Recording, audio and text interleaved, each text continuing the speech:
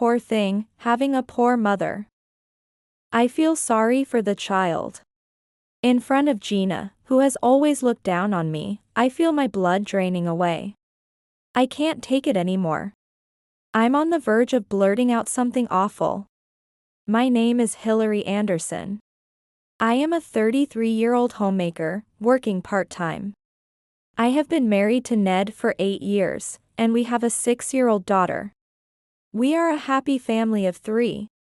My husband is an ordinary office worker, kind and reliable. Our daughter Sarah is about to start elementary school and has become quite precocious. She is somewhat a peculiar child. Sarah likes cute stuffed animals and her favorite cartoon is about magical girls. A seemingly normal girl. But sometimes she says strange things. "Watch out, that lady's going to trip," she would suddenly say while walking. Confused, I watched as a woman walking in front of us suddenly stumbled and fell. It seemed like she wasn't hurt badly, but her leg looked painful. Remembering what my daughter had said just before, I thought it was a coincidence at first. But it wasn't. Such incidents kept happening. "Mom, if you're going shopping, take an umbrella." Huh? It's sunny, though? I ended up soaking wet because I didn't take an umbrella. Dad says he'll be late today, so he doesn't need dinner. He hasn't sent any message about working late. Minutes later, my husband texted that he wouldn't need dinner because of overtime. Luckily, I hadn't started cooking yet. If we keep going this way, there's a scary dog. We've never walked this road before, right? As we walked in an unfamiliar place, sure enough, a dog barked at us. Eeks. I initially thought it was a coincidence, but as it kept happening, I couldn't just dismiss it as such.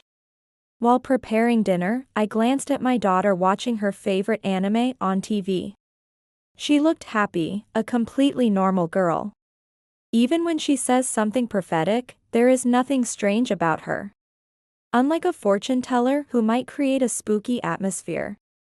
She just mentions things casually in conversation. Probably, she doesn't think of it as prophesying. She's not trying to scare anyone, it just seems like she's simply saying what she thinks. Maybe she can see a little bit into the future. It doesn't happen very often though. When I asked her, "Will this lottery ticket win?" "I don't know." That was her reply. It's not like she tries to predict, but it just suddenly becomes clear to her. Or maybe she feels it. Such things might occur in childhood, but usually, they fade as one grows. So, I haven't thought much about it, accepting it casually. It's not predicting serious crimes. It's just little everyday things, so if she mentions something, I just pay attention, thinking it's handy. My husband has noticed her unusual behavior too, but like me, he doesn't think much about it. We think it's best for her. On a certain holiday, with my husband away on a business trip, Sarah and I headed to a large shopping center a little far from home. Even a short journey by bus or train is an exciting event for a child. Watching my daughter happily frolicking in a store with her favorite cartoon merchandise, I thought it was good to have come. Then, it happened. "Hey, is that Hillary?" I had a bad feeling when I heard that voice. "Hey, you're Hillary Anderson, right?" The voice from behind me.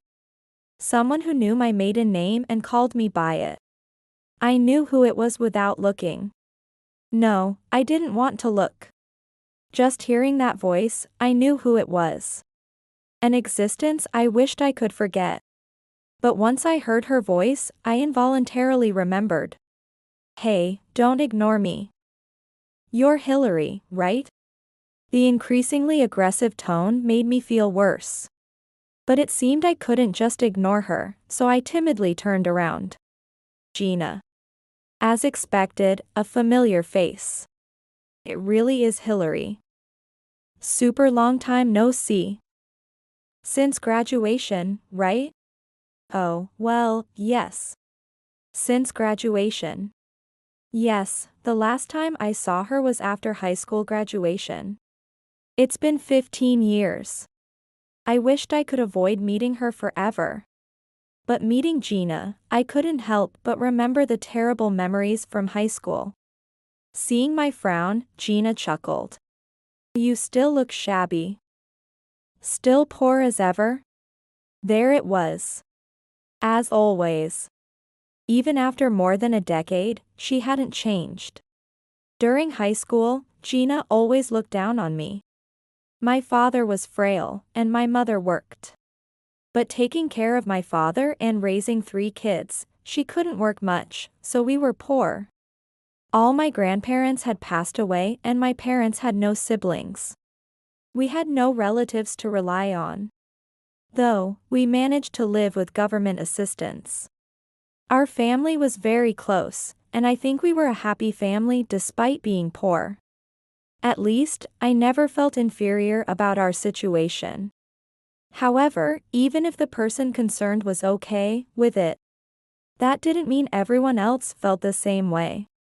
In those days, Gina would relentlessly make belittling remarks every day. Eek. What's with that lunch?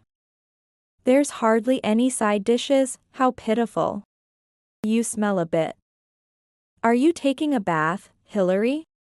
You're not just bathing once a week because you're poor, right? Hey, is it true that you sew up torn socks and keep wearing them? You begged a graduate for their old uniform, didn't you? How pathetic. And she would invariably laugh and say, I'm so glad I wasn't born into Hillary's family. I'm really a lucky person. She would put me down to elevate herself. That's just the kind of person Gina is. No matter how much everyone warned her, Gina's demeaning remarks about me never stopped. Even if we were in different classes, she would somehow find a way to interfere. She must have wanted to feel superior by looking down on me. During the sensitive period of high school, I couldn't just let it slide. And I cried every time she said something. But even my tears pleased Gina. Whether I got angry or cried, it made no difference to her. Ultimately, her belittling remarks didn't stop until we graduated.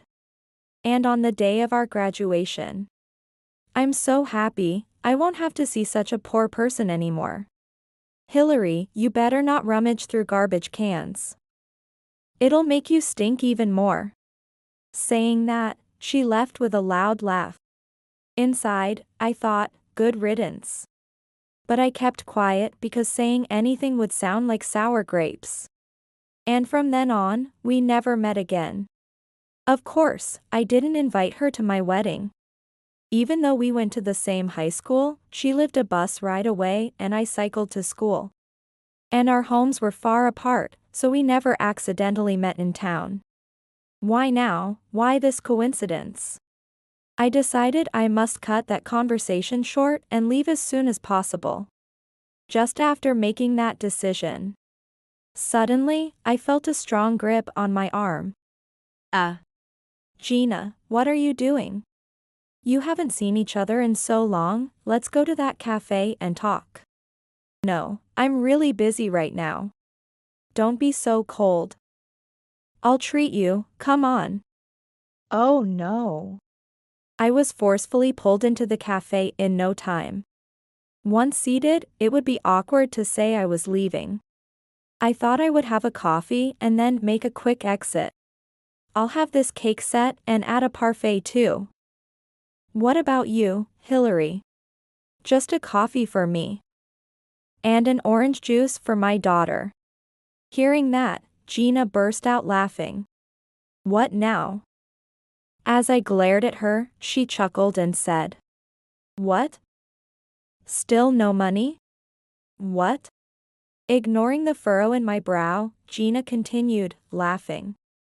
I mean, just coffee and juice at a cafe. Sorry. I know it's rude to laugh though. What's wrong with having coffee and juice? It's ridiculous to have just that at a cafe. Is your husband not earning much? Or are you alone and not able to do much work? That kind of comment was infuriating. I was tired of her belittling remarks. But I couldn't tolerate her insulting my beloved husband. Unfortunately for you, my husband has been working very hard. And we just bought our dream house recently. I'm working part-time because I want to explore my own possibilities, not because we're poor. A house. It must be a tiny little doghouse, right? Poor thing, trying to pretend you're not poor. What? Why do I have to be insulted like that?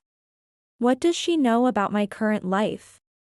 I only ordered drinks to make a quick exit, yet she belittles me just for that. Gina hasn't changed at all. What a terrible reunion. And then the final straw came. Gina looked at my daughter and said, "Poor thing, having a poor mother. I feel sorry for her." At that moment, I felt something snap in my head. I couldn't take it anymore. If I opened my mouth, I was sure to spout a string of curses. A string of expletives that should not be heard by a child. Despite feeling drained, I was strangely boiling inside. I opened and closed my mouth repeatedly, struggling to find the words. And an awkward silence ensued. "Thank you for waiting." Just then, the items we ordered arrived, cutting through the frozen air. The conversation paused, allowing me to regain my composure. But the break was brief.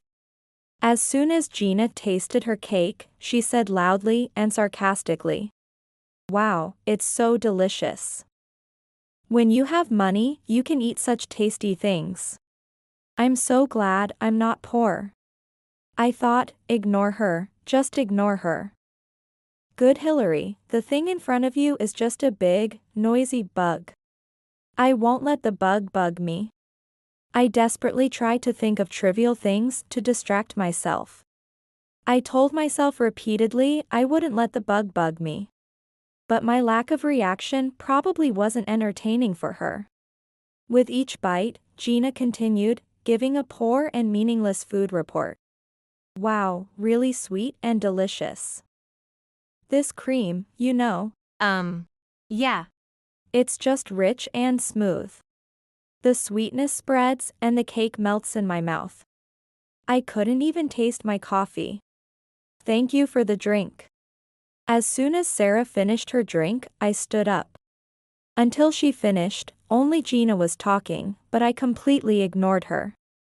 "Hey." Gina tried to call me back, sounding displeased. I glanced at her and coldly said, "I don't intend to let you treat us. I'll pay for our part and leave." However, I couldn't leave. Because my arm was suddenly pulled. I thought it was Gina, but it was my little daughter's hand. "What's up, Sarah?"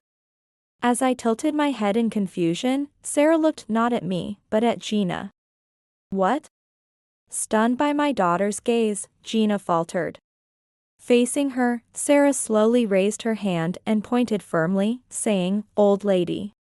"What?" "I'm not an old lady." "Old lady, be careful." "I told you, I'm not an old lady, huh?"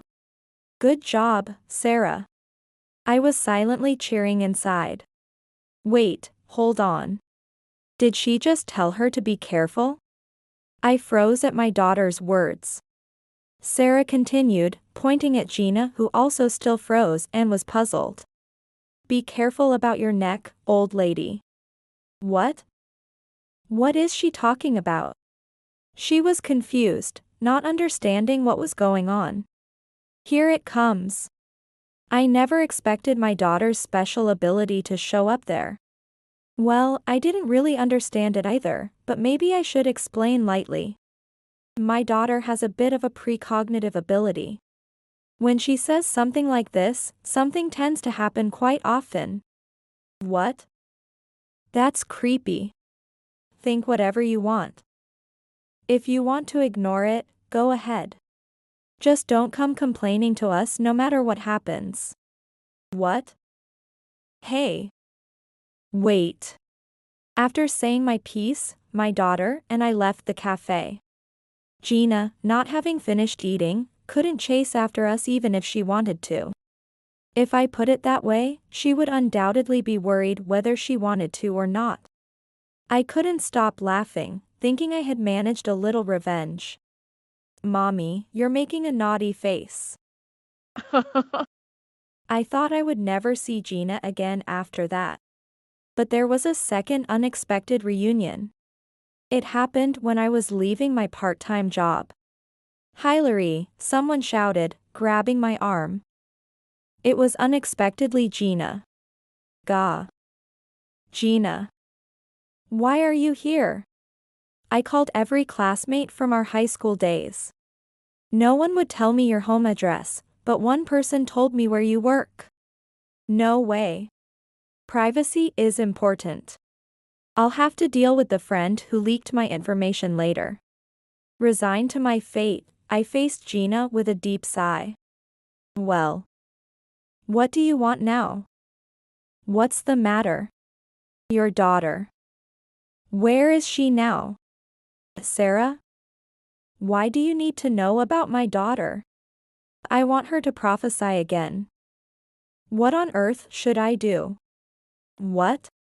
She said such nonsense and suddenly burst into tears. So I pulled her into a cafe to settle down and listen. The other day, on my work-from-home day, I skipped work to go watch baseball. That's kind of abrupt. It's not abrupt. I've always loved baseball. So it's natural for me to go on the opening day, right? That's news to me. More than her love for baseball, I was concerned about her skipping work. Then I thought my collar felt weird, and it started to itch. When I looked, there was a bee inside. Oh, like when you hang it outside and a bee gets in? Probably. Then my neck started to swell, and I panicked and ran to the hospital. Huh. By the time I got to the hospital, it had swollen so much. It was like my neck had gotten longer. Really? That's what I want to know. It was like I had become a long-necked monster. I shouldn't laugh. This is probably not the time to laugh. But sorry. I couldn't help it and burst out laughing. What are you laughing at? Sorry, but a swollen neck turning into a monster. That's funny. This is no laughing matter. I didn't feel bad at all, and I was actually thinking, serves you right? But I apologized while continuing to laugh. I laughed until tears came. My stomach hurt from laughing, so I finally managed to stop and wiped my tears. In front of me was a furious Gina, a long-neck monster. No, not that, but Gina. Listen seriously. Yes. So, I got fired from the company. This is too sudden, I can't keep up with the conversation. How does a long neck relate to getting fired from the company? When I went to the hospital, I ran into my boss who was there because he had been feeling unwell. Oh, and you, because of a bee? Don't joke around now. I wouldn't praise you anyway. Well, my skiving off work got exposed, and it escalated to higher-ups, and then HR notified me. You got fired? They said I was either fired or transferred to a remote countryside. Then why don't you just go to the countryside? It's an awful place, not a single young man around. Are you saying I should stay single forever? I kind of knew it already. But Gina was indeed single. It's not that being single was bad, but from her tone, it seemed Gina desired to be married. Desiring marriage yet still being single meaned. Well, there was a lot to infer there. What are you going to do about this? It's your daughter's fault I'm in this worse situation. How did it come to this? What does my daughter have to do with your current situation? Your daughter said, be careful about your neck. That's a total curse. A curse? I got stung by a bee on my neck and then got fired from the company, just like that. Oh, but that's your own doing, right? Plus, it wasn't a curse, it was a warning. My daughter was telling you to be careful. How could I know that? It's a classic case of misdirected anger. Skipping work was your doing. Not noticing the bee in your clothing was also your doing. Having a work attitude that gets you fired over a single day's absence is also your doing. It's all your own problem. I bluntly said that, and Gina was left speechless. I added fuel to the fire. By the way, you used to look down on me for being poor. If getting fired makes you struggle financially, aren't you just as poor? No. That can't be. Look at this brand name bag and all these fancy jewelry accessories. And my clothes. Oh yes, Gina is rich, I'm so jealous. Don't say it in such a flat tone. It's all trivial to me. I'm tired from work. And it's almost time to pick up my daughter. I stood up to leave. Wait. Well, maybe it's karma for looking down on people for being poor. Bad luck, Gina. Hey. Oh, by the way. As Gina started fussing, I turned around to give her one last jab. About my house. What about it? It's a single-family home with a garage and a yard on about 2,200 square feet property. What?